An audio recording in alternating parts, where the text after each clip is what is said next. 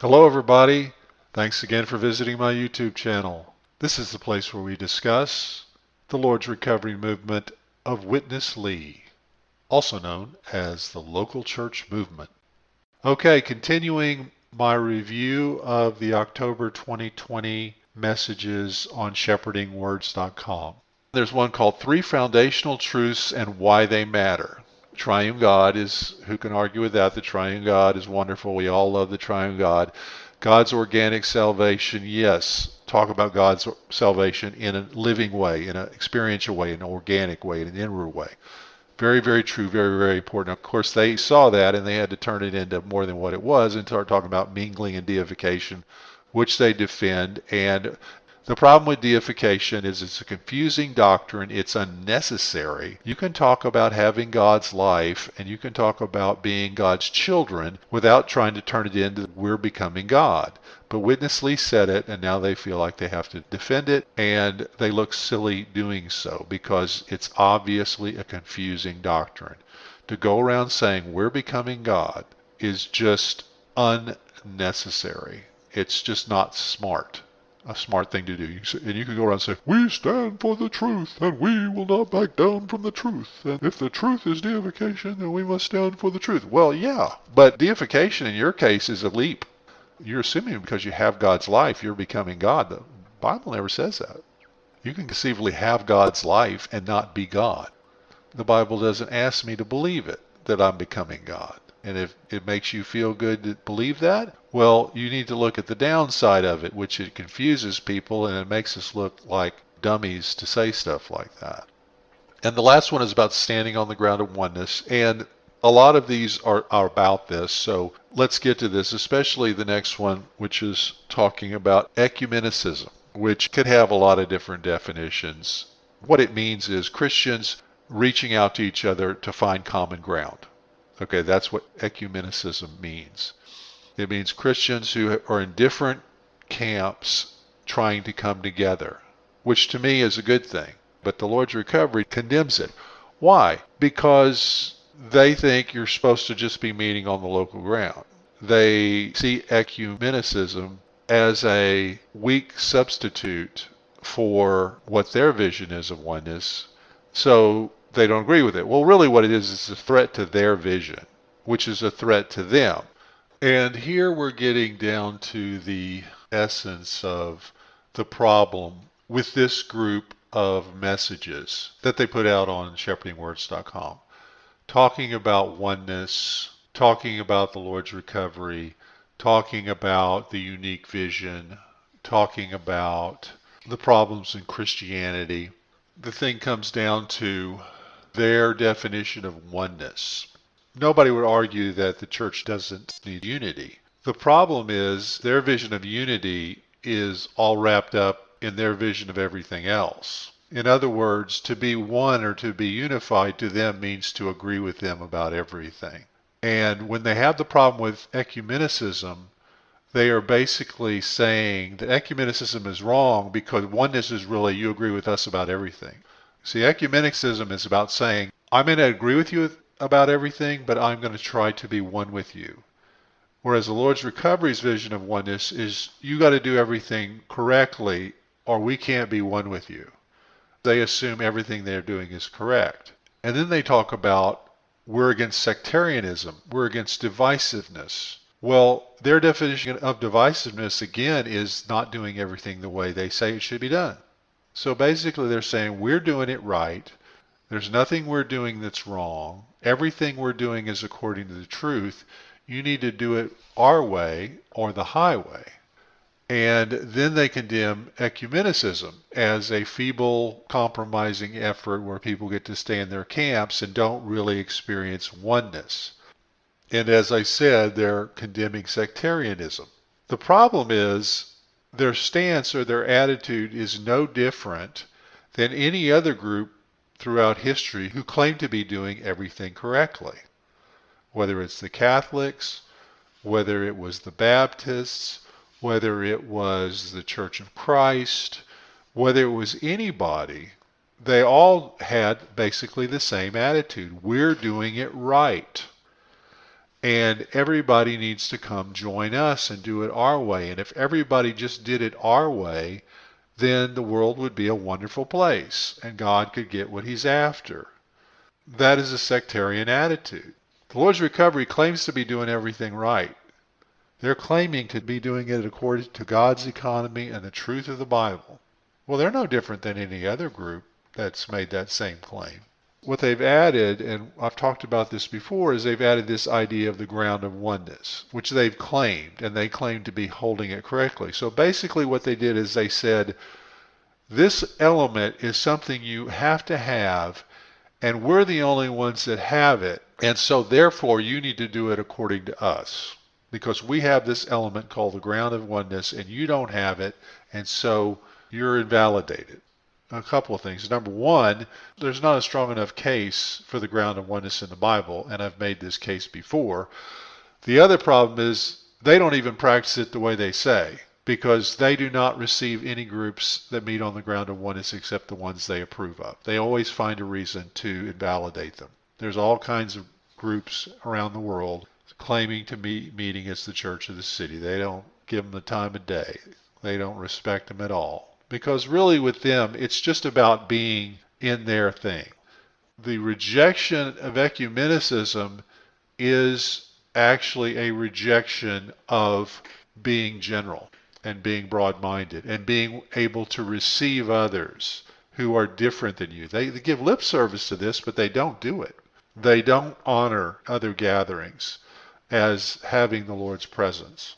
Who are they to condemn a group that's meeting when God himself meets there? You can go into a lot of Christian groups and God's presence will be there. You have to respect that. You cannot say they're wrong if God himself is meeting there. They fundamentally and categorically invalidate groups as not being something essential like they are. And that's the definition of sectarianism. So on the one hand, they condemn sectarianism. On the other hand, they make claims that make them sectarian. That is an extreme view. To say we can't be wrong about anything and Witness Lee couldn't have been wrong about anything, and they defend what he said to the nth degree and they make no concessions that possibly he was wrong about anything. Does anybody really think that's the way God does things? That we're just supposed to follow this man unquestioningly? They see it as them standing for the pure truth. But another way to look at it is it's simply sectarianism. There's a lack of humility there. There's a lack of an attitude of we don't know everything and we possibly have some things to learn. And the test is always, what is our attitude toward other believers? And what is our attitude toward other practices? And what's so crazy about the Lord's Recovery is one thing that was so attractive about it early on is it did talk about generality. It did talk about not having a problem with practices and non-essential beliefs. Every Christian ostensibly wants to be pure for God and pure for his truth and pure for what God wants and pure for God's will. Everybody wants that. So what is the problem if right at this moment in time they don't exactly see God's will exactly the way you see God's will? To the point where you have to say, we can't cooperate with them. We can't taint ourselves because we're pure. What is the Lord's Recovery so pure about? They're really pure about doctrines. They're really pure about a particular way of looking at things. That God is for his recovery. Again, what does that mean? Salvation? Yes, all Christians believe God wants to save us. That's what recovery is. God wants to bring us all into the truth? Yes, we all believe that too. So what's the problem? Again, the attitude is extreme because it's saying, no, no, no, until you get to this point where you agree with us on this, we cannot receive you. And the line is, you join us. And again, we go back to the original message in this group from October, is they're again talking about the apostles and cooperating with apostles and how the apostles can come in and tell everybody what to do. Well, that's the circle. You got to agree with them, and then you get back to agreeing who they say an apostle is. And if you don't agree with them about who the apostle is, then you're not in the Lord's Recovery.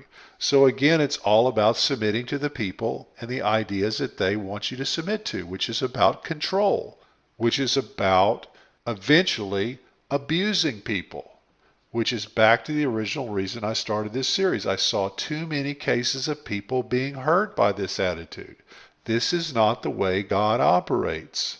God doesn't operate by some group setting themselves up as the Lord's recovery and claiming to have all the truth and then swinging their weight around so much and in trying to influence people so much that they give them a bad conscience about not following them and their apostles, where they say their apostle is coming into town and you better listen to him because he's the man of the age or whatever. It just cannot work that way. Because what if you aren't what you claim to be? What then? What if you are mistaken? What if you don't have all your ducks in a row like you think you do? And guess what? None of us are totally clear. And that's why we need humility. And that's why you can't go to such an extreme to say our way or the highway, which is what the Lord's recovery does. They don't have any humility, and their rejection of other believers' ways of practicing and worshiping and meeting is evidence of that sectarianism.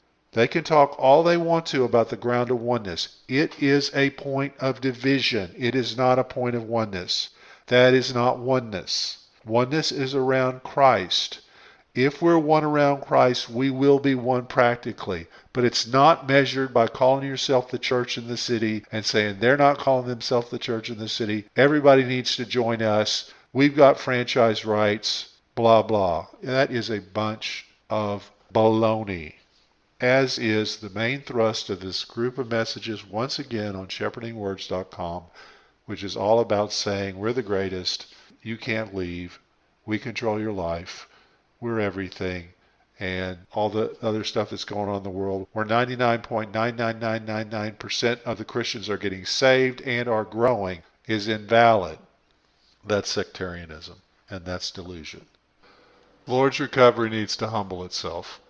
They need to cease their delusions of grandeur and their claims of greatness and uniqueness, and thank the Lord if he gave them something, but not wave it around like it's their claim to fame. If God gave them something, he gave it to them to serve others, not to serve themselves, and not to make undue claims about themselves. That is sectarianism. That is divisive. That is damaging. Those that love the Lord the most humble themselves and serve and minister and give and don't make demands on others.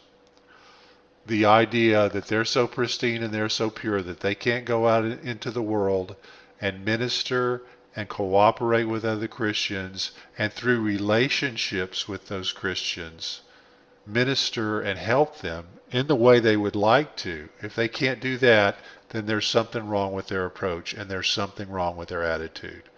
They are self-focused. They are inwardly focused. They call it building the church, but really they're building up their thing. Cast your bread upon the waters and it will return to you. God didn't give you a ministry gift to serve yourself. He gave it to you to serve others. If you've got something, go out and share it and let people decide for themselves how much of it they want to keep. If you've got anything, they will keep it. If you don't, then you found out you didn't. That's a good thing. You don't sit there and cloister and say everything I say is true, and if you don't like it, you must be crazy. That's not how your gift is tested. It's tested in the field. So go out and test it and stop using it to divide. Happy New Year, everyone. Glad to talk to you again. I hope everybody's hanging in there with the COVID nonsense. It'll be over soon.